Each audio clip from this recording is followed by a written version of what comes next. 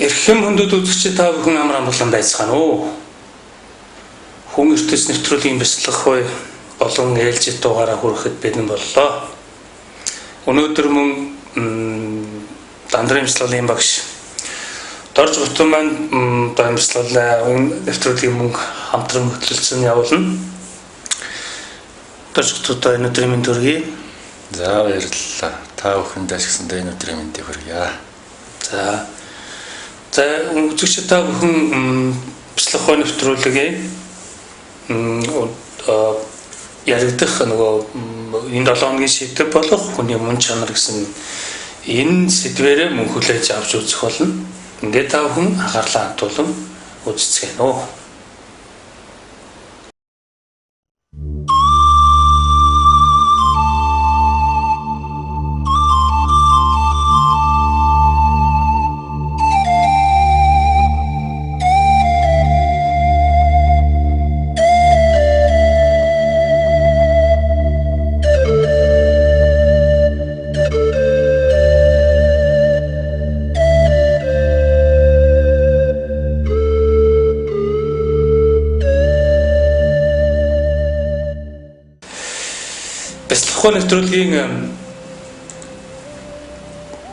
Нэвтрүүлгээр хүний мөн чанарын тухай ингээд ярихад мэдээж бас ингээд нэлээд задарч нэлээд гүн гүнзгий яриа болох учиртай гэдгийг үзэж та бүхэн ер нь гадарлаж байгаа бах. Тэгээ нөгөө мөн чанарынхаа үүднээс ингээд аваад үзэхээр бяцлагах гэдэг маань өөрөө нөгөө нэг энэ мөн чанараа таних гэдэг нөгөө техник арга одоо тэ хичээл нь болж ингэж явах ёстой шүү дээ бяцлал маань тийм ээ. Яг түүн рүү мөн чанар руу нэвтэрч орох жинхэнэ одоо хүн бүр нэг бүр өөрөө өөртөө ингэж хийх тэр хийдэг ажил нь болж ирнэ тийм ээ. Тэгэхээр одоо энийг одоо бяцлал бол төрөө нөгөө мэдлэг нэвтрүүлгээр бид тэр мэдгүй нэвтрүүлгээр ярьсан шүү дээ. Яаж бяцлал ямар аргаар бяцлагаад хүн ертөнц рүү орох нь бол тухайн хүний өөрийнх нь хэрэгээ гэж тийм ээ. Тэгэхээр ямар бяцлаглаар бяцлах нь тухайн өөрөө сонгоод тэгээд нөгөө хүн ертөнцөд орж ирнэ гэж байгаа. Тэгээд хүн ертөнцөд одоо ингээд ороход ийм гацаанууд үүсдэг ингэж одоо зовлонцууд тулгардаг. Тэгээд одоо өөрийгөө жолохоо болоод ингээд самуураад эхэлтгээ гэдээ ярьдаг. Ерөөсөө ч тийм байдаг. Энэ юунаас болчих яач юу гэж үгээд ингээд оншиг тайлах байлаа. За тэгээ. За бяцлагч хүн гэдэг бол одоо оршихуун хүрд энэ зовлонгийн хүрд гэж ярьдаг. Тэгээд энэ одоо энэ орчлонгоос ингээд тасрах гэж байгаа учраас одоо самсрын хүрднээс чөлөөлөгдөж байгаа учраас энэ тухайн энэ сансрын хүрдний одоо авч явдаг одоо гол одоо хянагч нар байдаг л да. Одоо энэ бодол сэтгэхүй хүнээс тустай юм шүү дээ тий. Бодол сэтгэхүй өдөрт бол ингээд бослог гаргаж байгаа хүн шиг харагддаг тэднэрт. Бодол сэтгэл гэдэг бол хүн шиг ухаантай амьдлаг зүйл байдаг л та. Тэгтээ хүнээс ангид. Яагаад гэвэл бас л нөгөө энерги гэдгээрээ тайлбарлагддаг. Энерги би дахиад хэлье да. Энерги уусахгүй үүсэхгүй. Устдахгүй өгөхгүй. Дахиж шинээр бий болохгүй тийм ийм шин чанартай юм чинь бодол сэтгэл гэдэг бол бас л энерги. Тийм учраас хүний тарих бодол сэтгэлийг үүсгэдэг. Бодол сэтгэл гэдэг бол тэнмэл зүйлүүд байдаг. Бодол сэтгэлийг хүн тарихаараа үүсгдэг гэж бодвол ертөнцийн хуулийг зөрчсөн хэрэг болдог. Тийм учраас энэ хууль хизээч өөрчлөгдөхгүй. Бүх юм байсан байх болно хизээч өгүүлэхгүй. Тэрнээс биш би энэ оршихуд миний гэсэн өөрийн брендийн нэг бодлыг үүсгэлээ гэвэл тэр бол оршихуй хуулийг зөрчинө гэсэн тийм байхгүй. Угаасаа ч зөрчигдөхгүй. Тийм учраас хүм одоо ард олон маань бодлыг хүнээс тустай ангид амьдлаг сүнслэг бас өөрийн гэсэн ухаантай биднээс илүү ухаантай зүйл гэж хүлээж авах хэрэгтэй. Ингээд хүний тархинд очихоор бодол болоод өөрчлөлт болох шүү дээ. Тэр чинь бол энерги л баггүй. Энергийн ойлголт биш үү тийм ээ. Энийг бодлыг энергитэй уялдуулад тэгээ бодол гэж юу вэ гэдгээ сайн таньж авах юм бол ерөөдөө цаашдын бяцлагч хүний зам цаашаа өөрөө тодроод ирнэ л дээ. Шулуураад явчихна. За жишээлбэл ингээд хүн энэ ширээг хийлэхэд тухайн үед хэзээ нэгэн цагт ургаж исэн модны энерги оролцсон. Тэрийг тасцсан хүний энерги банз болгосон, хийсэн, тэгээд будсан, тэгээд түүнийг зарсан, худалдаж авсан, хин өмнө хэрэлж исэн. Ингээд оршихуйтаа маш их олон энергийг цуглуулга одоо гадна талаасаа ч юм уу дотор талаасаа ингэж явж байдаг. Тийм учраас тэр бүх хүмүүсийн энерги тухайн биетээс цацарж байдаг. Энэ цацарсан энергийг хүний тарих хүлээж аваад мэдрэмжээрээ бодол болгож уншаал. За тэгэл тэр дунд хин нэг нь сөрөг нөлөөтэй бодолтой байсан бол тухайн зүйл хүн сөрөг нөлөөтэй бодогдол аяндаа эхэлдэг. Жишээлбэл хүмүүс айлд ороод ч юм уу те тухайн айлын энергийг яаж мэдэрдэг те сайхан айл байвал нэг гэртээ ирсэн шиг бол уужраа авчдаг. Тэ сөрөг энергитэй орчин байвал бие барих нь ихсэл явчихдаг. Энэ бүгд бол ямар ч зүйлээс энерги ялгарч ядгаа гэдгийг үзүүлж үзвэл энэ энергийг бяцлагч энгийн хүмүүс хүлээж авахаараа бодлуулж тарих хүлээж авдаг. Тийм учраас тарих гэдэг бол үйлдвэрлэгч биш зүгээр л хүлээ авахч. Энэ хүлээ авч буй тарих маань бодлыг өөртөө чөлөөтэй нэвтрүүлнэ. Бодол бол чөлөөтэй нэвтрэнэ. Тэгэхээр бодлоос үүдсэн одоо үйлдэлийг хүн барьж чадна. Амнаас орж ирсэн бодлын үйлдэлийг чөлөөтэй барьж чаддаг шиг амаар гарах цаа үгийг бас алдаг оног барьж чадна. Тэгтэл ихэнхдээ хүмүүс орж ирсэн даруйд нь чалчаад дуусчихдаг л да.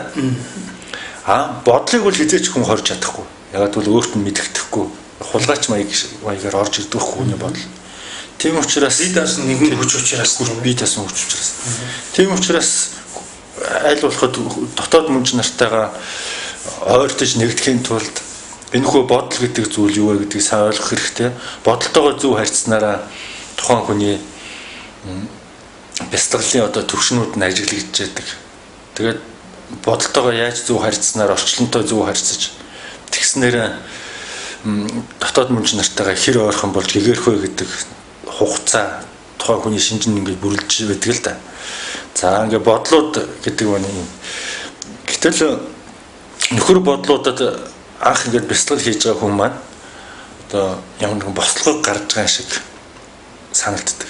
Тийм учраас бодлууд яг тухайн хүнийг энэ сансрын хүртэнд нь барьж байхын тулд энгийн хүнээс илүү их дайралтанд ордог л доо бяцлагч хүн. Хүчтэй дайралтанд ордог. За бяцлагч хүн бяцлал хийгээд эхлэхээр өөрийнхөө эхлээд бяцлагж эхэлнэ. Одоо энэ агуух багш нарын сургаалуудаас одоо хүмүүс өөрийнхөө төрлөх хэлээр юу вэ гэдэг бодол гэж юу яаж харьцах ёстой байгаа мэдсэн учраас арай өөр болж. Хуучин бол тэгдэггүй. Бодлыг эсэргүүцчихлээ бол болно, тий? Гэдэг утгаараа бодлыг эсэргүүцээд байдаг. Хэрвээ хүчээр ингээд бодлоо барих дагах ч гэдэг юм уу бодлого байх гэсэн. Хэрвээ тэгж хүчээр тэр агуу ухаантай тэр сүнслэг бодол гэсэн бодголтой тэгж харьцах юм бол тэр биднээс илүү ухаантай мөчөөгөө өгөхгүй. Өөрийнхөө багийг хуулж хаяад бидний сонирхдаг байдлаар ирнэ. Өөр жишээлбэл бид нэр аз жаргал гэрэл гэгээ сайн сайхныг хүсдэг байсан бол яг тэр багийг чинь зүгээд буцаж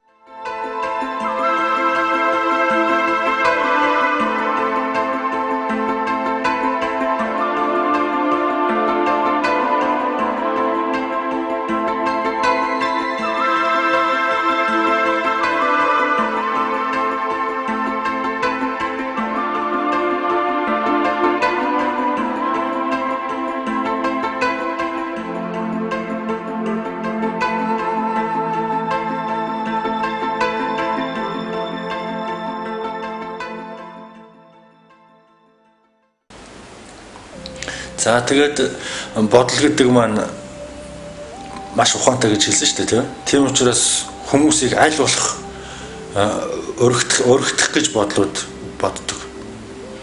Тэгээд тухайн зүйлийн сонирхдаг зүйл, одоо хайрладаг зүйл бүхнээр нь дамжуулж тэр хүнд нэвтрэхийг бодно. Энгийн хүн энэ үнд угаасаа автдаг. За одоо ингээд хүнд одоо ингээд урхай тавиад занганд оруулаад өөрөөсөө салгаж чадхааргүй болгож авдаг л та бодлоод тэгж байж байгаа тухайн хүнийг дасгаж байжгаад тухайн хүн бодлоо хөөгөөд амжилт олж болно. Аз жаргалтай болж болно. Тэ? Ямар нэгэн амжилтанд хүрж болно. Тэгсний дараа гинт бодлууд босгож тэр хүний одоо зүрх рүү яг хийдэл зовох ч юм уу те. Эсвэл сэтгэлийн маш хүнд стресс давтанд орохыг харж бодлуудын ганц зорилго нь тэр л дээ. Хүмүүсийг энэ сансрын ертөнцид сансрын энэ орчилд яг жам ёсороо зовлонгоо эдэлж байна гэдэг тэдний бах нь хандаг. Бид бяцлагч хүн бол тэдний бахыг хангахгүй. Ягаад гэвэл бодлын тавьсан өрхийн дагуу тэр рүү амжилт харагдаж байгаа учраас явдаг. Тэгвэл өөрийн мэдлэлтэй энгийн хүн шиг дагаж хийсэхгүй нь шүү дээ, тийм. Боломжуудыг ашиглаж явж байгаад гинт бодлыг босгоход бяцлагч хүн овчдгоо. Тэрүүгээр энгийн хүн бяцлагч хүн хоёр ялгагддаг. Тэгээд энгийн хүн стресс зовлон угаасаа бодлууд чи стресс зовлон бүхнийг авчирж байгаа. Бүх юм бодлоос үүсэж байгаа. Агуух дэлхийн 2 дугаар дайн хүртэл Гитлерийн бодлоос л уургасан шүү дээ, тийм. Тэгэхээр бодол гэдгийн хүч асар их, үр дүн асар их. Тэгээ энэ асар их хүчтэй юмтай яаж харьцах вэ гэдэг ухаан бяцлагч хүнж байдаг. Бүх хүнд байх ёстой угаасаа их сэвэ нээж чадах юм бол тэгээд нөгөө нөхдүүд бодлууд маань дагуулж явж байгаа нэг газар авчиж ертөнцийн нэг хонхороход унгах гэж хичээн. Тэгэхэд бяцлагч хүн бодлуудыг тэрийн аль хэдийн таньсан байдаг учраас ямар ч хохирол хүлээлгүйгээр үлдээж чаддаг. Хичнээн хэцүү байсан ч гэсэндээ шуурган дотор орсон ч гэсэндээ тэр шуургыг давж үлдсэн ганц тоороо мод шиг үлдэж чаддаг. Тэрүүгээр энэ одоо энэ бодолтой харьцах бяцлаглууд тэр дундаа дандарын бяцлаглууд ийчэд нэмчэнэ оршиж байдаг л да. За тэгээд энэ бодолтойгоо аахар шахар бодлууд одоо ингээд өөрийнхөө дотоод мөн чанар чинь өөрийн гэсэн хүчтэй байж шүү дээ, тийм ээ. Тэгээд дотоод мөн чанар одоо энэ бага биений хүч чанар ч гэсэндээ ялгаа байхгүй дотоод мөн чанартай уялдаатай байдаг, тийм ээ. Тэгээд оюун ухааны хүч, дотоод мөн чанарын хүч бүх хүчин дээр одоо ингээд дөрөөлж хүн амьдэрж байгаа. Энэ хүчийг бодлууд яг л махчин загас шиг талаас нь тастаад өөрөөхөө энэ хэсэг нь минийх, энэ хэсэг нь минийх гэж авсаар хагаад нэг сэтгэлгээч юмыг үүсгдэг. Тэр сэтгэлгээч юмд аль талынх нь бодол сөрөг бодол их давгаасан сэтгэлээ бол муу сэтгэлтэй хүн гэж бид нар ярьдаг. Сайхан бодлууд давгаасан цугларалттай хүнийг сайхан сэтгэлтэй гэж ярьдаг. Аль аль нь ялгаа байхгүй. Сэтгэл гэдэг бол сайханч зүйлээ мухач сэтгэлтэй байна. Нэг зоосны хоёр тал. Энүүнд бол сэтгэл бодлыг агуулж байгаа бол эцсийнхэн зорилго нь тодорхой. Ягаад гэвэл тэр хүн энэ сэтгэлдээ хизээ нэгэн цагт хуурагдана, бусгуулна, унана тийм учраас бяцлагч хүн аль алийг нь ач холбогдол өгөлгүйгээр дагаж явдаг. Харин өөрийнхөө амьдралд хэрэгцээтэй боломжуудыг тэр дундаас олж дэвшиж явдаг байхгүй. Бяцлагч хүний хамгийн нэг алдаатай зүйл болохоор бол энэ бүгдээс эсэргүүцэх, бүр сахил болгох тийм. Ингээд ирж байгаа боломжуудыг одоо жихүүцсэн сэтгэлээр хаах. Энэ болохоор бол бяцлал биш болоод агуу их хаагч өөртөө тийм хаалт баригч, эвгүй тийм хан баригч, тийм барилгач нь өөртөө хан барилгачны л ажлыг гүйцэтгэж байдаг л да. Зөвхөн тодруулбал энэ чинь нөгөө төр янз бүрийн төм сахил санвар гэж байна шүү дээ. Сахил санвар гэдэг шүү дээ. Тэгээд тэр чинь бол шууд нөгөө сахилаа зөрчихгүй хүнээс шууд төөрөө эсэргүүцнэ гэсэн үг л. Тийм эсэргүүцэж байгаа тийм ээ. Эсэргүүцэл гэдэг бол энэ бүхэл оршихуй, нэгдмэл оршихуй гэж ярьдаг л да одоо. Хомхын тосон сахгуулаад галактик хүрсэн тэр агуу нэгдмэл оршихуй бүх энэ оршихуун бүх энергийн цогцыг нэгдвэл нэг цул ахав гэдээ бид нар ороод болгож шүтдэг байхгүй юу? Гэтэл энэ умдаа одоо сахил санваараа чанга барьж ингээд эсэргүүцэл үзүүлэх юм бол умд хүч хэрхэлэл үйлдэж байгаа асуудал болчих хувирдаг. Тийм хамаагүй тэгж унтаа тэгж харьцдаг хүн бол гэгэрх золно хождно. Яг нь сахилаа ингээд маш юм уян налархаа байдлаар ашигладаг сахилтан байж болно.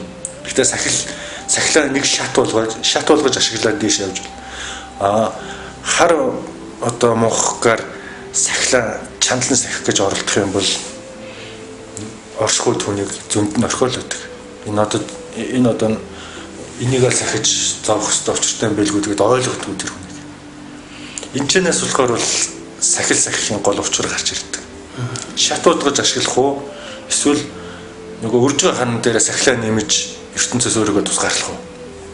Ингэхээр бяцлагч хүн сахилаа яаж сахих өөрөө жорийн тааруулж одоо сайн тогооч гэл хандах хэрэгтэй. Өөрөөр амсж байгаа мөн чанарынхаа одоо шүлвэлэх тийм сайхнаар. Тийм болохоор бүх юмд одоо урсгал, ус шиг уян налархаа тэгж хандах хэрэгтэй.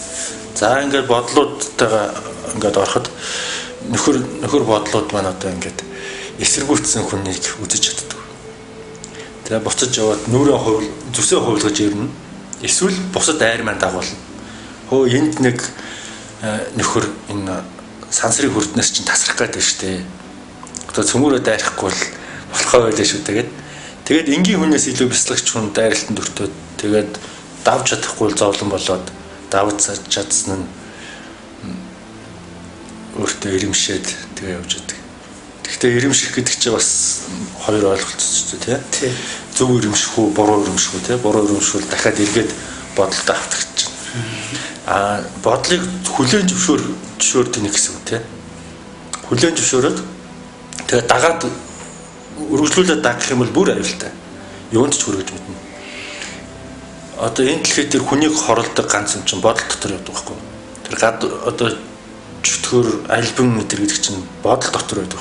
Тэрнээс зайдвал юу муу үеийн ирэхээр бардад гацсан тэр одоо бидэнд шөнө орон цагаар айлгаад байдаг тэр нөхдүүд чинь бидний нөхөд болохоос биш дайсан биш. Тэр нөр хорлогдсон. Тэрийг хараад ингэ хорлогдвол ийм болд юм аа гэдгийг авах одоо үзүүлэн байхгүй тэд нар чинь. Жинхэнэ альбан чөтгөр гэдэг чинь хаана байдаг вөхөр бодол дотор нуугдаж явдаг нөхдүүд байдаг. Тэд нар эхлээд яаж хүнийг хорлдог вөхөр зөвхөн чиний төлөө зөвхөн сайн сайхны чинь төлөө гэх маягаар орж ирдэг л дээ хаалгаар одоо тарихаар гэсэн үг шүү дээ. Тэгэнгүүт бид нэр тухайн бодол автаад тэгээд тэр бодлыг ингээ үргэлжлүүлээд ямар сайхан бодол вэ гэж үргэлжлүүлээ явж байтал тэр тундаас нөгөө нөхдүүд чинь сухалзаж эхэлдэг л дээ. Тэгээд яг тэр сухалзах агшинд жоохон төвчээртэй хүн бол өөрийгөө авч гараад тэр бодлыг зогсоогоод эхнийхээ байранд хурж ирж болно. Гэтэл мөн чанараа таниагүй жоохон сулбгардуу одоо өөрийнх нь мөн чанарын хүч, оюун ухааных нь хүч нь бодол гүн эзэглэмтгий тийм сүнс буюу хүн бол тэр аюултай нөхөд цухалдж байгааг анзаарахгүйгээр тэр үйлийг хийгээд тэгээд хорлогддог. Бүр нийгмийн өмнө гэмтэнч болно. Нийтийн өмнө шившигч болно. Бүх зүйлийн бодлоос үүддэг. Жишээлбэл өөрөө 100 ч наслахгүй байж 1000 жилийн юм хураах хүслийг хэн үүдүүлэх вэ? Бодол үүсгэн. Ийм аюултай байдалд орж тэгээд би гэсэн үзэлт чинь маш сайхан итгүүлж чаддаг юм чи одоо тэр бодол. Тийм аюултай зүйлийг хийдэг.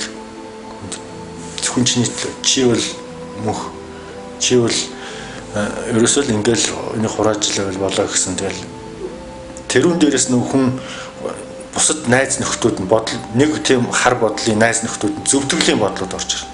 Тэр нэр бол чамайг хэн ч анзаарахгүй шүү дээ.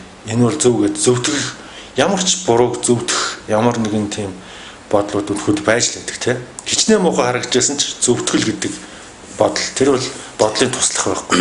Муу бодлуудын туслах. Сайн бодлууд дээр ч гэсэндээ зөвтгөлийн бодлууд бол хүнээс салдаггүй, бүчиж байдаг. Ингээд энэ бүх бодлууд маань нийлснээр хүнийг одоо энэ сансарт уйрах чих аргамжаагаа бэлдэж аавна. Тэгээ байн унгааж стресст оруулна, эсвэл зовлонд оруулна. Тэгж одоо баха хангаж одоо бодлуудын наадмын төвн тухайн хүн болж хувирдаг л да. Тэрнээс яаж салах вэ гэдэгт одоо манай дандрын шишин одоо дандрын урсгалын бодолтойгоо хамгийн их энэ дандрын урсгалын орсон цагаас эхлээд бодолтойгоо нөхцөлдөж эхэлдэг л да.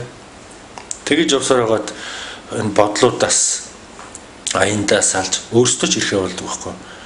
Тэгээд бодлуудаас салаад тэгээд гэгэрлийн замын эхний түвш алхам маань тэгж тавигддаг байхгүй.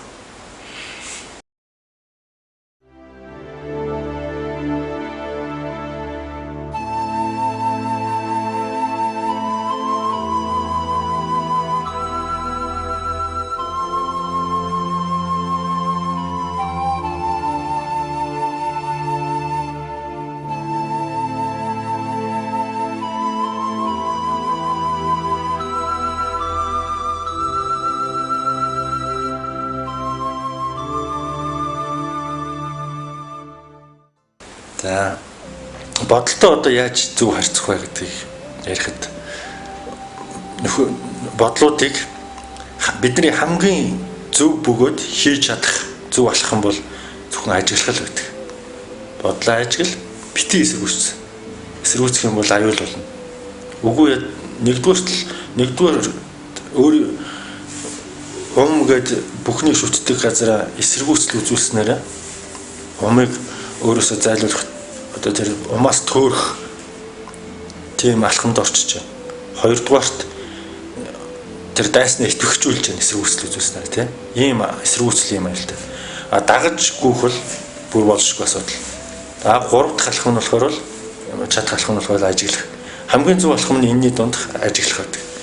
Ингэж ажиглаад байснараа одоо бидний тарих маань нэг том сүмтэй адилхан л байна л да. Тэгээ сүмд баян хүн орж ирж болно, сайхан буянтай хүн орж ирж болно. Эсвэл төрийн томчууд орж ирж болно тий. А бүр гуйлах чинь ядуу нийгмийн доодох бүрээ хүмүүс ч орж ирлээ. Нээлттэй байдаг шүү дээ тий. Хэн орж ирэх нь хамаагүй. Бидний тарих яг тийм л байдаг л да. Угаасаа хаалган дэлгэстэй. Тэрүүгээр ямар ч бодол орж ирж болно. Гэхдээ сүмийн хуваргууд хэн ч орж ирж ирсэн бүгдээр нэг хадаг бариад өгдөг. Одоо ихэнх урсгал бол яг л тэрийг л барих хэрэгтэй. Бодлуудыг бүгдийг сайхан ухт. Тэгээд хизээ явахыг л хүлээн. Хөөж болохгүй. Эсвэл байлгаад байх шаардлага байхгүй. Өөрсдөө явцдаг байхгүй. Зөвхөн би одоо нэг бодлоо гэдэг чинь л тухайн үед хичнээн зовоож ирсэн мөртлөө нэг хэдэн минутын дараа хайцсан мэт галга болчдөг тийм тэр бодол. Яг л тийм зүйл болдог байхгүй. Тэрүүн шиг ингээл ажиглаад тахаар чинь тэд нар чинь эхэндээ их олон орж ирдэг байснаа сүүлдээ урам нь хугараад за эднийхээр орохоор эднийхч урамгүй золигдоо яач ятгаад босч ирдэггүй яач зөвшөглөөд өөдөөс дайрдаггүй гэд тойрдог бол тэр нь энэ хүнтэй ноцолдож яжснаас тэр дорж нэлээ юу сайхан нөхөр шүү бид нарт их үйлчлэгээ үзүүлдэг агсан сохтуу тавьдаг ч юм уу те эсвэл хүний хоолсолдог ч юм уу те за бүр сайнаар ихт эсвэл тэр их буйны төлөө их явдаг тэр үнтэй ноцолтыг явуулчихна тийм болохоор бяцлагч хүний тарих амарч эхэлдэг байхгүй яг бол тухайн нөхдүүд манай харж уучлахаа боллоо баян хаалга савчулдаг байсан бол одоо сайхан бол амар жимэр боллоо. Энэ бол бяцлагч хүний анхны алхам. Ингээд ирэхээр тухайн хүнд яалтчгүй хэрэгцээтэй тийм бодлууд орж ирдэг л дээ тийм. Жишээл одоо мөнгө төгрөг ашиг орлого олох эсвэл эрүүл сарвал байх ч юм уу тийм бодол орж ирдэг тийм. Тэгэхэд одоо оюун ухааныхаа мөн чанарыг бусад аар сар бодлуудад алдаагүй хүн чинь хүч сайтай тий байж тээ. Тэгэд хэрэгцээтэй бодолтой 100% ашиглаад тэр хүчийг чинь. Одоо яг гэвэл олон бодлыг зөв ашиглаж байгаа гэсэн. Зөв ашиглаж байгаа гэсэн. Тэгэхээр одоо олон бодолтой байдаг хүн бол яг хэрэгцээтэй бодолтой 20 юм уу 10% хувиар ашигладаг байхгүй бодлого хүчийг, бодлогын хүчийг, одоо дотоод сэтгэлийн хүчийг 10% ашигладаг. Ягаад гэвэл бус бодлууд хуваагаад авцсан. Нийцэл зөөхгүй гэж. Хүчин тарамдсан тийм. Эсвэл ядарсан. Олон бодлого ядарсан байдаг. Ер нь ядарсан байгаа та. Гэтэл нөгөө амар амгалан байсан хүн дээр одоо яг жинхэнэ чухал бодол орж ирлээ тийм. Боломж гарч ирлээ. Тэгэхэд тэр лүү анхаарлаа хандуулахад 100% хандуулна. 100%-аар сэтгэл хандуулахад ид шид бүтдэг. Бүх юм бүтэхгүй байхаас өөр аргагүй болдог. Ингэж энтхэн 84 шидтний одоо шид бүтээл яг энэ замаар явсан байдаг. Бид нар ч гэсэндээ энэ замаар явах боломж байна. Үнийг л ойлгочих юм бол. Ингээ бодолтойгоо зөв харьцуул маш сайхан одоо ирээдүй бидрийг ухагдж байна. Энэнд одоо түрүүчийн 5 дахь өдрийн хичээл дээр яг одоодоо байхыг ярьжсэн тийм ээ.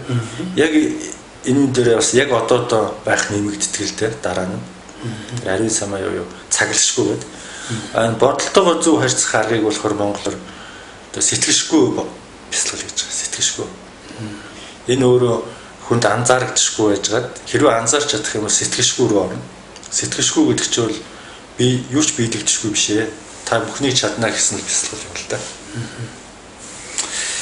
Түрүү яриад өнгөрсөн үзэгчид маань анзаарч нэг ойлгох ёстой нэг юм байна л да. Тэр нь болохоор бодол ингээд хүнийг бясалгал хийгээд эхэлсэн хүнийг ингээд одоо ингээд оролдоод яриад эхэлдэг гэж байна. Бүр илүү хүчтэй яриад эхэлдэг гэж байгаа. Тэгэхэд тухайн бясалгалын одоо тэр төлөв байдалтай илүү их удаан байгаа тэр бодлуудад одоо нүүр өгөхгүй байлаа гэхэд одоо тэгээд за энэгээр орохоо болиё гэдэг одоо нөгөө орохгүй өнгөрөөд тэр цаашаага явдаг гэдэг шиг орхидог тийм. Гэвч бас нэг юм болдог яадаг вөхөр бидний нөгөө нэг самууруулах бас юу яах бас нэг хүч хэрэгэлдэг нь юу юм гэхээр эргэн тойрны минь хүмүүсийг барьж эхэлдэг л тийм. Одоо жишээ нь миний ихнэр их ч юм уу те одоо хамгийн дотн сайн нүүд найзын ч юм уу эсвэл өөр хүүхдийн шууд довтлдог. Тэгээд ягаад гэвэл тэр хамааралтай байгаа учраас хамаарлыг нь ашигладаг. Бүр сүлдээ. Ингэж асар ингээд өргөн хүрээгээр ингэж фронтоор дайрдаг гэсэн үг байгаа байхгүй. Одоо өөр чинь түрүүсэн тэр бусад нөхдөд дууддаг гэж байгаа шүү дээ те. Яг тэр шиг ингээд бүх тэр өргөн фронтоор ингээд дайрч тэр аль болох хүнийг бясалгуулахгүй байх арга хэмжээ бол авдаг. Тийм учраас бясалгал хийхэд хэцүү гэж яригддаг. Тэгээ яагаад хэцүү юу нь хэцүү юм? Яг яахаар хэцүү гэдэг гэдгийг нь одоо энэ метод бясалганы багш нараа таа бүхэнд ингээд тайлбарлаж ярьж байгаа. Энийг л бас анхааралтай хүлээж авах хэрэгтэй юм байна. За бодол гэсэн тэгээд нөгөө бодол маань одоо ингээд сэтгэлийг үүсгэж яах гэж юм тийм ээ. Гэтэл нэг сэтгэхүй гэж нэг ойлголт байгаа. Бодол сэтгэхүй хоёр ялгаатай юу? Сэтгэхүй гэдэг нь тодорхойлбол одоо яг юу гэж тодорхойлж болдог талаар сонирхуулаач. За сэтгэхүй хоёр бол хоёр өөр зүйл дээ. Ямар асуудлыг ямар өнцгөөс харах чадвартай байна гэдэг сэтгэхүй болж явж байгаа шүү дээ.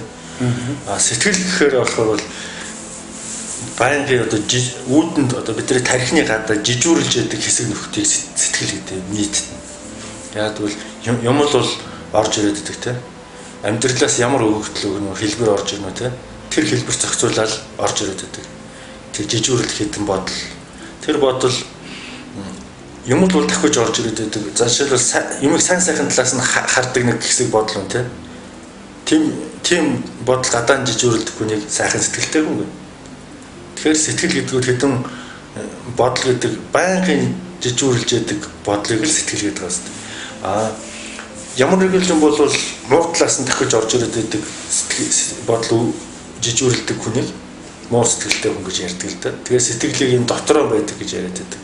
Сэтгэл гэдэг бол мөн чанараа бодвол маш сулгуур хүнд хэрэггүй утгагүй зүйл юм шиг ингээд харагддаг боловч бас амьдралд бол тэднийг хүлээн зөвшөөрснөөрөө хамаг одоо өөрийнх нь имиж болж байгаа учраас тэр бясалгалч хүнд хэрэгтэй зүйл. Гэхдээ ерөнхий цаад чанарыг ингээд харахад бол хэсэг бүлэг бодол гэдэг жижүүрэлт нөхцөл байдаг байхгүй. Ямар хүмүүсээс ямар бодлоор жижүүрлж тэр хүний хажууд. Тэгэл амьдрал ямар нэгэн проблем ч юм уу эсвэл ямар нэгэн асуудлын бодол орж ирэхдээ тэд нар дагаж орж ирдэг тий. Тэгээ ирүүлж зөөлрүүлж өгдөг. Сөрөг бодлууд тэрийг нь өөрт ашигтайгаар одоо ашигладаг тийм бодууд байж болно шүү дээ тийм үү? Ямар нэг проблемыг ашигтай болгож өгдөг. Тийм тэр байх юм бол тэр хүн маш ухаатайд тооцогч юм уу эсвэл хүйтэн сэтгэлдээ тооцогч юм уу тийм. Эсвэл шууд энэ проблемыг чинь хүлээж авахгүй би үгүй гэж ингээл яг одоо эмгхтэй хүнд тохиолцоо байдаг шүү дээ. Одоо тийм хүнийг одоо сайхан талаас нь хайрлах талаас нь одоо дайрдаг бодлоод тийм үл эмгхтэй хүнд их жижүүрлдэг. Тийм сэтгэлүүд байдаг байхгүй. Тэгэхээр сэтгэхгүй гэдэг бол тэрнийх нь улбаа өнцөг одоо тэр сайн талаас нь харж байна, муу талаас нь харж байна. Тэгээ өөрийнх нь одоо энэ уурга тарихных нь бодлыг ямар хэмжээтэйгээр хүлээж авч яах гэдэг. Тэр бас сэтгэхүйд орно л доо.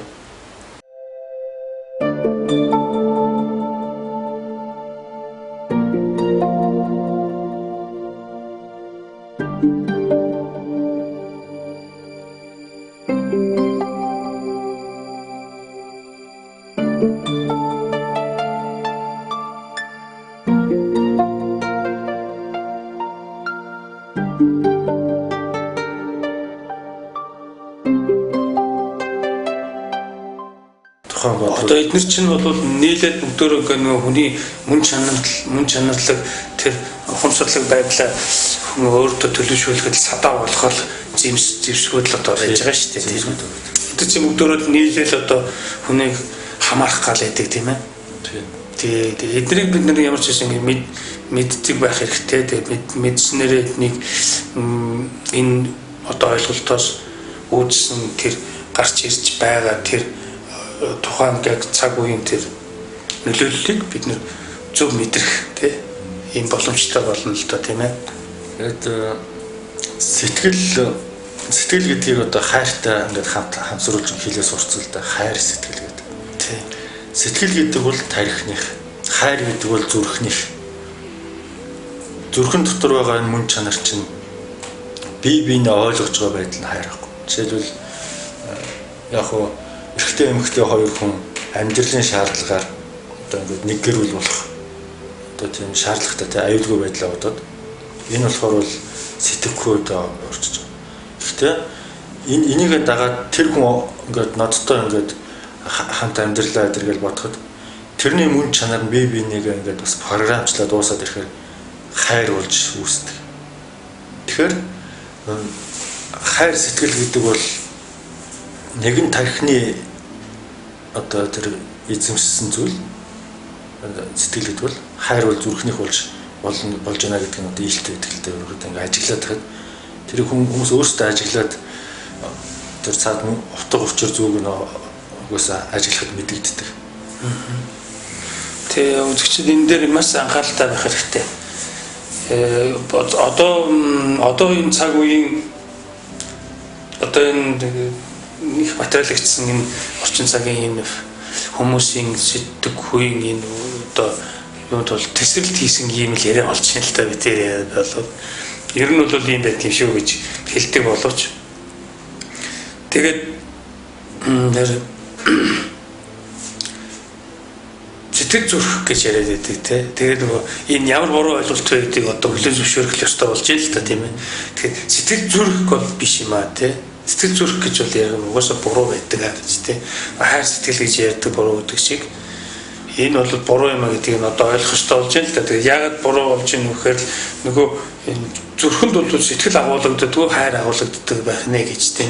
Сэтгэл бодол энэ сэтгэхүйч бүгд энэ тарих толгойд хамааралтай энэ хэрэгтэй юмдаа хэрэгтэй хэрэггүй юмдаа хэрэггүй байж болох одоо энэ одоо хэрэглэх төв маягаар байж зайлшгүй байж идэг тийм ээ. Тэгээд хайр бол учир зүгхгүй цацарч яадаг идэлтэй. Одоо хүний бие зүрхнээс хайр бол учир зүггүй цацарна. Үүнийг чиглүүлэгч нь сэтгэл болж идэг. Тэгээд бясалгач хүн жинхэнэ дээд түвшинд ороод ирэхээр учир зүггүй бүхний хайрлал тэхэлдэг.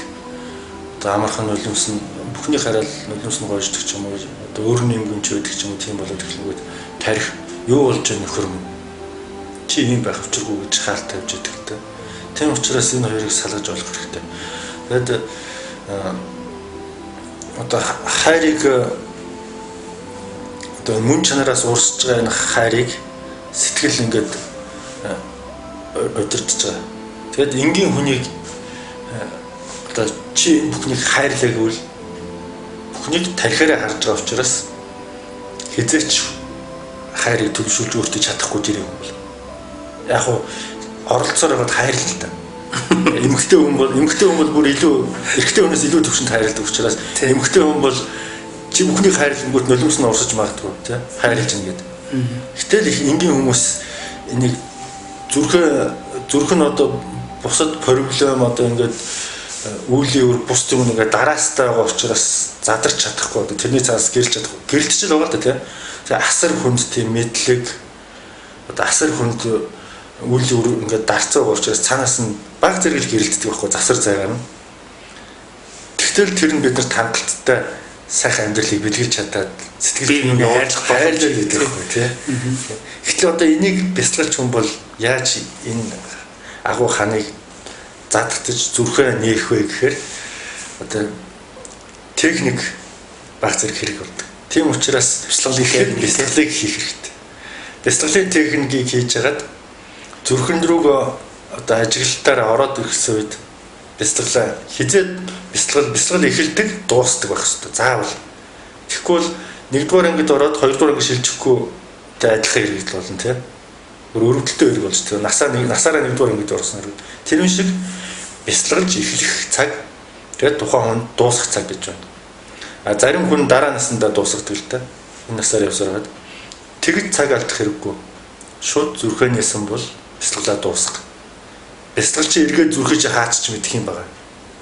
Ягаад гэвэл бясалгалыг одоо өөрийнхөө имиж өөрийнхөө одоо явцуурсан юмд ашигласнараа эргээд зүрхээ илүү чамд чойжлж магадгүй учраас бясалгал тэгээд даяан тэгээд шашин энэ гурав эзэн нэгэн цагт шүтэж эхэлсэн шиг бас дуусаад тэрний дээдлэлд нь ороод ирнэ. Завлаа заларж явах цаг ирнэ гэсэн тий. За энэний учир утга нь болохоор бол хүмүүс одоо ингээд бясалгаж байна. Өөрийнхөө мөн чанарыг одоо ингээд хайраа нээх гэж байна тий. Тэхийн тулд сэтгэл гэж нэг актер юм байгаас тий. Энэ сэтгэл чинь одоо энэ зөв зам руу одоо шулуутсан зам чинь эргээд тэр сэтгэл бодлууд чинь буруугаар ашиглуулахгүй тулд дуусах гэдэг нь тэр л дээ. Одоо эсвэл тэд нар чинь бясалгачдыг бясалгалаар нь боомлчдаг байхгүй. Тийм учраас дээд шатанд юу дараагийн ангидаа шилжихийн тулд өөрийгөө хяналттай мэдэрч байгаа л. За одоо ингээд тухайн арга техник бий л дээ. Ямар ч бясалгал те. Арга техникийн сэтгхүүтэй зөв харьцаад сэтгхүүд ягт хорохгүй болоод эхлэнгүүт зүрх өөрөө цаанаасаа гэрэлтээд эхлэн хайраар. Тэгэнгүүт бясалгалаа зогсоож явах хэрэгтэй. Мацгаан тайлж явах хэрэгтэй. Одоо сахилаа хүнддэг нь гэхдээ их барих шаардлагагүй болж эхэлдэг л дээ.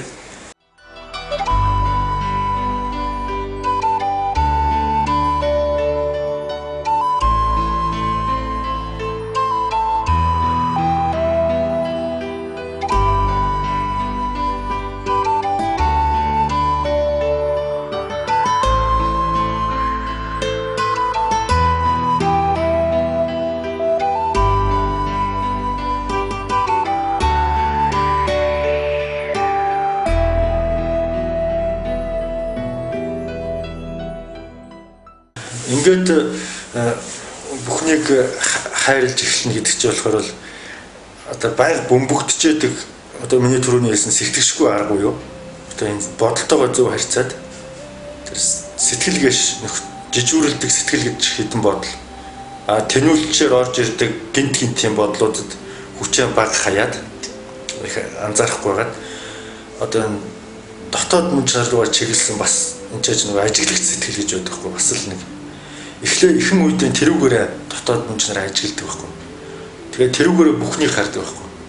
Тэгээд тэр бүх харж байгаа бүх юм чинь мөн чанар оршоостой байгааг л бэлгээнүүдээр харж чадах юм бол нэг л өдөр шинээр төрөөл жинхэнэ амьдрал чинь эхлээл өмнө нь явцаа амьдарч байсан олон сая жилдээ явцаа амьдарч байсан бэлгээнүүдээр бусад юм мөн чанар маань яг минийхтэй адилхан мөн чанар байна уу гэдгийг олж харсан тэр цагаас шинээр төрөөл бүх юм ижи яхаа болол бүгд ороо дээр хураагдал хайртал эхэлждэг байхгүй.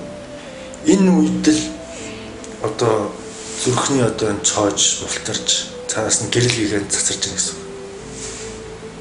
Ингээд тулд нэг тодорхой ганц хоёр зарчмуудыг сахих юм л да. Одоо энэ бодолтойгоо зөв харьцах, зүгээр ажиглагч болох тий. За тэгээд тэрнээс ургаж гардаг яг одоо байх. Яг бол би өмнө би байсан гэдэг бол тэр одоо миний дурсамжинд байгаа би бол эго юм байна. Тэрийг дурсамжтай хамт хааж үл өөрө таслах. Ирээдүйд болох миний очих тэр зам бол эго юм байна бас. Тэр өнгөрсний эго, ирээдүйн эго хоёр нодоос шал өөр зүйл. Би яг одоод бол бурхантай хамт байдаг. Яг одоод бол зүрхэндээ хамт байдаг. Миний зүрхэнд өнгөрсөн цаг багтахгүй. Миний зүрхэнд ирээдүйн цаг багтахгүй.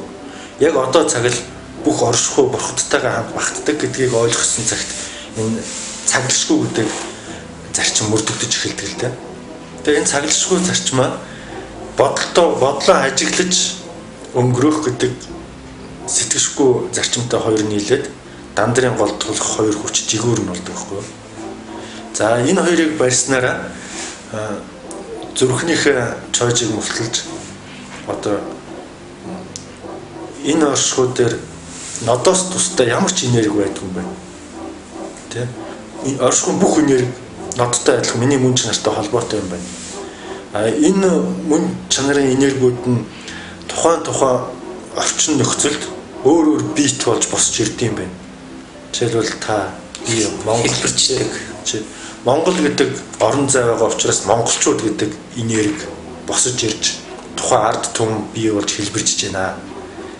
Ийм болохоор тэд нэр хоосон чанараас үүдэлтэй. Ийм болохоор тэд нар энергиээс үүдэлтэй. Тэдний нэг хэсэг нь бие юмаа гэдгийг ойлгосноор одоо нөгөө ихэнд нийтлэл гэдэг юм чинь ихэнд нь шаардаад чадахгүй байсан те. Чи энэ монголчуудыг хайрлаач гэхээр энэ чинь арх уудаг Монгол байна. Энэ чинь ажилгүй Монгол байна гэж одоо тэр сэтгэхгүй одоо тэр зөвтгөл хар буруу тийм одоо үзлүүдтэй байсан бол одоо байхгүй бол бүгдийг энергийн түвшинд нь хараад ирэхээр яг зүрхнийхээ түвшинд хараад ирэхээр эвэм энэ ч одоо уух юм уучаад хөвчж байгаа миний аав ээж ах トゥ юм биш тэ тэрч авах юм тий. Ажилгүй явж байгаа энэндээ туслах хийсэн гэсэн сэтгэл өөрөө ундардаг. Ингэж л одоо бүхнийг хайрладаг болно л доо. Тэрнээс сэтгэлээ өмнөө зүүчээд хайрлах гэж оролдох юм бол сэтгэл нүдийг чи хаачаад хэзээч тэр цаад утгыг нь олж харахгүй. Энийг л одоо устгаж үгүй болохын тулд одоо бид нар бяцлал хийж эхэлдэг л дээ. Тэгээд энийг ийм амархан бяцлагыг одоо ингээд ажиглах, бодлоо ажиглах, амьдралаа ажиглах, ер нь ажиглах бяцлал. Дээрээс нь цаг хугацаагаа зогсоод яг одоо амьдарч байгаа бяцлагд байхаар бол заавал нэг орон байр, цаг хугацаа гаргах, эсвэл нэг ариун газар очих тэр хэрэггүй болдог. Яг одоо өөрийнх чинь жишээлбэл өөрөө эмч хүн байна уу? Яг одоо яг юу хийж байна? Тэрийг өргөжлүүлээд хий. Тэгвэл дотооддоо шинээр төрөв. Өчигдөр энийг мэдээгүй жолоо мөшгөж явж байсан жолооч өнөөдөр энийг мэдснээр жишээл араад дугаар сонсож юм уу телевизээр үзээд мэдснээр жолооныхаа ард бурхан болно гэгээр бүх оршихуйг тань. Тэгээ хүчрэхэг болно. Яг энэ хугацаанаас яг энэ агшныг алдалгүй сэхэлж чадах юм бол энэ цаг хугацаанаас ахгуулаад ер нь агуу бүх бурхтууд өөрт хураал ирдэг байхгүй. Яг л тэд нар чинь яг одоо цагтаа яг өөр чинь дотор байгаа юм чинь тий. Энийний бэлэгдэл болгоод одоо бурхны шашинд янз бүрийн бурхан бүтээдэг. Зарим бурхны шашны шүүмжлэх ёстой одоо тэр сэтгэл зүгээрээ сэтгэлээрээ бүхнийг хардаг хүн бол одоо зүрхээрээ биш, хайраар биш, сэтгэлээрээ хардаг хүн бол бурхныг хараад өөлд төмрөөр хийсэн юм байна. Ямар ч олон дүртэй цаасан дээр зурсан юм байна. Наах чинь хинт хэрэгтэй ингэж харж нөгөө тийг зөвтгсөн бодлоод дэмжиж хөхүүлж шагшиж байгаа гэдэг. Бурханчлан болохоор бол энийг таны мөн чанар ямар ч орчинд очсон тэр орчноороо програмчлагддаг шүү гэдгийг мэддэг учраас зөв тийш нь залахын тулд одоо програм бүтээдэг. Бид нэр компьютер дээр бичгийн програм хийгээвэл Word гээд бичгийн програм суулгадаг. Зургийг гэвэл Paint програм, янз бүрийн програмууд тухайн юмд хэрэглэж байгаас нь зарцуул яваад хамаарад програм зохиогоод тэгээ компьютертэй суулгаад тэгээд тэрийг ашигладаг тийм. Тэрнээс биш бичгийн програм суулгачаад зураг зурхгүй л бид нэр чадахгүй. Яг тэр програм ч хүлээж авахгүй тийм. Юун зураг яасан мэдэхгүй. Тэрүүнтэй ялгаа авахгүй хүн өөрөө програмчлагддаг. Тэгээ сайн сайхан зүйл тэмүүлгийг үл тэр сайн сайхан зүйл нь хүний дотор байдаг. Тийм учраас чиний дотор ийм сайхан юм байна гэдгийг хүмүүс програмчилж байна. Бас тойл болгож ашиглаж байна тийм. Одоо нүрээ толон таардаг шиг. Ингээд бяцлагч хүн бурханч ламын бүтээсэн тухайн бурхны зургийг хараад түүнийг яг програм шигээр хүлээж авдаг. Ягаад гэвэл өөрөө компьютер юм чинь. Тэгээд ингээд бурхныг харахаар эхлээд нэг талд нар сар хоёр эхлээд үрсэлсэн байдаг тийм. Энэ бол энэ нар сарны дотор энэ оршихуйд сансрын хүрдэндээ амьдарч байгаагийн бэлэгдэл. За тэгээд сансрын хүрдийг өнгөөр өөрөө ингэж гэгэрүүлж өөрөө энэ оршихуйгаа гэрэл гэгээтэй болохын бэлэгдэл болгож толгойных нард одоо Есүс их юм болохоор бол нэг юм гэрэл зурдаг тийм. Будда нар гэсэндээ ингэж зураад тэгээд биенээс нь мөнгө гэрэл гаргаж зурдаг тийм. Тэгээд ингээд тойрсон.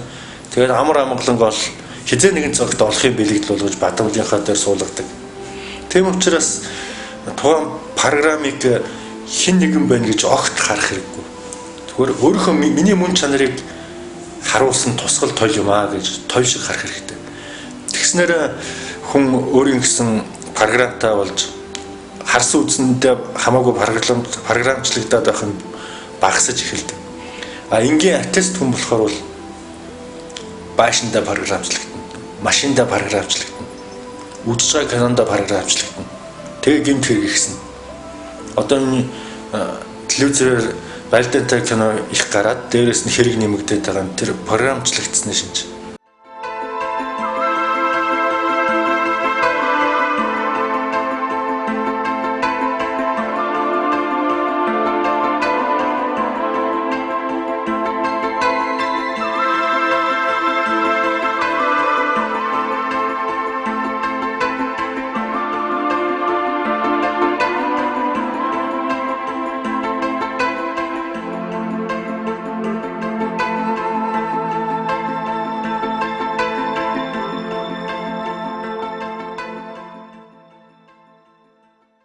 Ингэж одоо бүх зүйлийг өөр дөрөө тусгаснараа тэр хүн энэ нийгмийн ч одоо юу болоод байна? Нодоос шалтгаалаад байна тийм гэж анзаарснараа өөрөө гэгэрч. Жишээл одоо энэ Улаанбаатарт жишээлбэл та одоо ингээд өөрийгөө анзаарч эхлээд гэгэрснээрээ тухайн орчиндөө өөрийн програмыг дамжуулаад тэнд амар амгалан одоо янз бүрийн гэмт хэрэг дээр гарахгүй байсан. Тийм үү. Хэрвээ тийм бодол орж ирсэн ч гэсэндээ таны энерги тэр бодлыг өөрчлөө явуулаад. Ийм учраас хаана юу болж тэр бүхэнд таач бич бид бүгдээр өөрийнхөө мөн чанарын төвшөнд холбоотой шүү. Муу зүйл гарч ивэл таны л буруу. Тийм зүйл ороо нэвтрүүлгээр гарвал таны л буруу. таны оролцоо таны байна. оролцоо байгаа гэсэн л одоо утга санааг би илэрхийлэх гэдэг л да. Дандрын бяцлаглалын аргаар бяцлах тэр техникүүдээс оролцож тэр одоо бодол болоо сэтгэл бүхний чинь яаж ардан гарах яаж тэднийг тоолон тэднэртэй ингэж зөв зохистой харьцах юм тийм ээ. Тэр чи одоо үгүйсгээд устгаад ажин гэсэн үг биш зөв зохистой харьцах тухай юм болчихж байгаа байхгүй юм. Тэгээ яг зөвхөн жирийн үгээр хэлэхэд бол зөв зохистой харьцах энэ арга нь яаж энэ аргад яаж суралцах юм гэдэг талаар одоо мэдэх юм бол багш бол зааварчилж өгд юм ээ. Тэгэлгүй яг хүн болгонд нэлттэй. Тий одоо хэнийч гэхгүй юу. Энэ доор гарч байгаа хаягаар та бүхэн 4-7 хоногт бас харсан байгаа.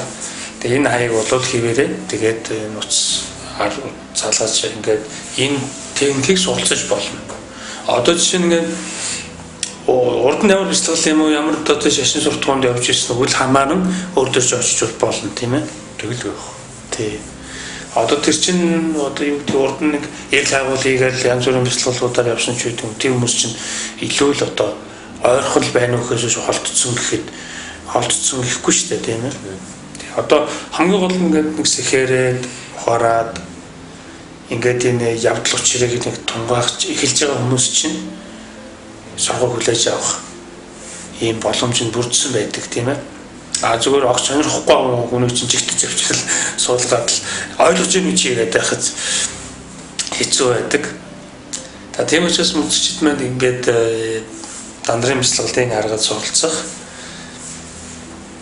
энэ бол нээлттэй байх нэ гэдгийг ингээд ойлгож байгаа хэрэгтэй. Тэгээд одоо түрүүний энэ багш минь ярьж байгаагаар ярьжсэн шиг тэр ямарваа нэгэн зүйлд хүлэгдэж боогдсон энэ сэтгэхүйн энэ үйл ажиллагаанд битгий зурлаарай.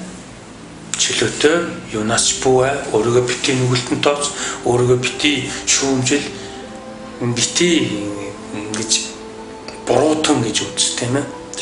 Тийм тэгж үзснээр та ингээд за яшиг одоо ийм тим гэдэг ч юм уу янз бүрийн хүн амьтанд очиод яах юм гинүүрэлд явж гэдэг юм уу буруу одоо бяцлагч тохирохгүй байж ээж өөр бяцлал тохирохгүй энэ бяцлаглаараа л явна гэж ингэж гүйжүүлэх ийм сэтгэл мэтгэл одоо юу гэдэг ийм сэтгэхүйн ийм дайралтууд гарч ирж байгаа үгүй өөрөө та ихэд сайн ажиллах хэрэгтэй байна л да.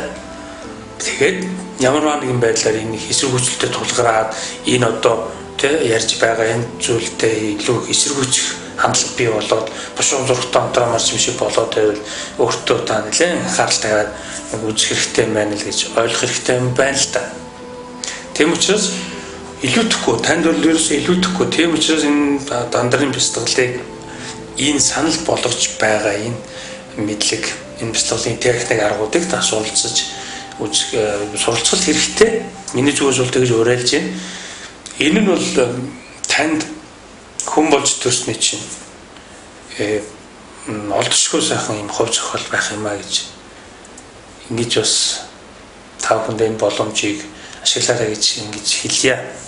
Ер нь дандрын бяцлал гэдэг чинь одоо тухайн хүний өөрийнх нь амьдралд юу ч өөрчлөхгүй гадна имиж бүх юм өөрчлөхгүйгээр дотоод сэтгэлд юу хувьсэл учраас энийг энгийн амьдрал одоо ажлын өдрүүдэд бяцлагж агаад бүтэн сайдэр очиж одоо зөвлөгөөг аваад гэж болох юм байна. Тэнд очихоор бол одоо бяцлаглалын техникийг бол зааж өгнө тийм ээ. Тий, техникийг зааж өгнө. Тэгээд зөвлөгөөгөө өгч. Тэгээд тодорхой хугацаанд хүмүүс очих байх л да. Одоо нэг хэсэг хугацаанд тий. Тэгээд шинэ өөртөө эзэн болтлооч гэдэг юм уу? Тэр одоо бяцлаглалаа бүрэн өөртөө татуултлаач гэдэг юм уу? Одоо чинь юм бодоод болж өгдөг хүмүүс байдаг л да. Юу юм бодохгүй байхаа бодлого байхаа бодлыг ажиглахаа юу яриад байгаа юм бэ гэдэг хүмүүс одоо байлаа гэхэд тэднүүд нэлээ зурлах байх л та өөртөө чинь. Тэгээ яг өөрөө тэрийг ингээд зохицуулаад ингээд хэлэх. Тэгээд ерөнхийдөө хүн ер нь хүн бүр дандрын одоо энэ сургаал дандрын ёс руу тэмүүлж байдаг. Угаасаа хүч хүссэн хүсээгүй, мэдсэн мэдээгүй. Ерөөсөө тийшэл зориод идэг. Тэгсэн мэтлээ өөр замаар явж идэг. Ингээд эцсийн цэг нь дандарт хүрэх байт юм аа. Хошоо хөшг нь хэлсэн байдаг л да. Тэгээд энэ үг бол манай үзэгчдэд бас их хэрэг болох юм үг юм байгаа. Би бас ингээд хошоо хөшгийнхаа энэ үгийг бас давтаад хэлчихье. Тэгэхээр бас өөрөөр ч юм уу хариуцлага оногдож байгаа байхгүй юу? Одоо энэ оргил дээр байж байгаа энэ дандрын энэ ухааныг те хэлбэрлэлтэд одоо тэр бүх хэлбэрт ч гэсэн байгаа. Тийм ээ, янз бүрийн сэтгэл болоо бодол сэтгэхүйн давлгаанд өртөж гисэн байгаа. Тэр босод бүх одоо чиглэл урсгал өмнөөс цэврээр нь авч гарна гэдэг бол их хариуцлага л да. Тийм учраас ингээд өөрөө ч ингээд бэлтгэгдээд бас багшаасаа энд бяцлахын аргыг уламжилж авсан хүний хувьд бас энд хариуцлагатай гэсэн мөртлөө сонирхолтой юм сайхан ажил, сайхан юм боломж ус өөрт чинь бас байдгийн байна. За ингээд одоо сүүлийн хором одоо ингээд урд зүйлтэй дээр үлдээ. Үзэгчтэй хандаад илүү байвал. За энэ хүн бол олон насыг дамжаад энэ төрөлдөө ингээд төрж гисэн байгаа. Энэ төрлөөгөө хүртэл хүмүүс янз бүрийн үлийн үрийг хурааж ирсэн байгаа. Тэрнийх үр шимийг хүртэж өнөөдөр зарим нь зовж байна, зарим нь одоо сайхан баясаж явж байна.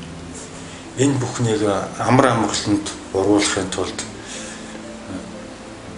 одоо яг одоо барьж сэтгэл зүрх хоёрынхоо одоо нарийн зааг ялгааг олж амьдралдаа хэрэглэж сураад тэгээд эцсийц энэ одоо зөвхөн Монгол гэлтгүй ер нь энэ оршихуйг тэр жигт нь бүгд нь хайрлагч одоо хайрыг түгээгч болвол одоо бидний нийгэм ер нь цаашдаа дараачийн үеүдд маань маш их тустай.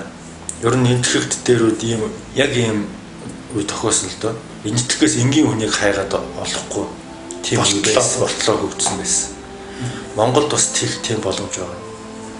Тэгэд яг нөгөө тэр энэтгэгд энгийн хүнийг хайгаад олохооргүй харин бодисодва буддаа хүнийг хайх юм бол энгийн хүн шиг тийм болтлоо хөгжчихсэн байсан дандар маань тухайн хүмүүс нэгэн зэрэг энэ оршуудаас шингэсний дараа араас нь тэрхүү ингээд нөгөө юуны одоо төөрөлцсөн сүнсүүд гэдэг доороосоо ирж өгсөж байгаа сүнснүүдэд эзлэгдээд одоо эргээд энэ дандар маань мартагдаад дахиад одоо энэ майдрээр нь дахиад эргээс сэргэж байгаа үе. Энэ эргээс сэргэж байгаа алтан боломжтой цог хөл нийлүүлэн алхаж сайн сайханд хүрэх болтгоо гэж одоо Монголынхаа ард түмнээс одоо тэгж итгэж найдаж одоо өрөөж байна да. За энэ ерөөл бат сайхан оршуултгүй. За дөржигчдаа баярлалаа. 7 хоногийн турш хамт байсанд цаг цаваа зарцуулсанд их баярлалаа.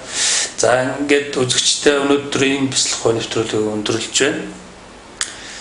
Дараагийн нэвтрүүлгээрээ иргэн уулзъя. Түр баяртай. За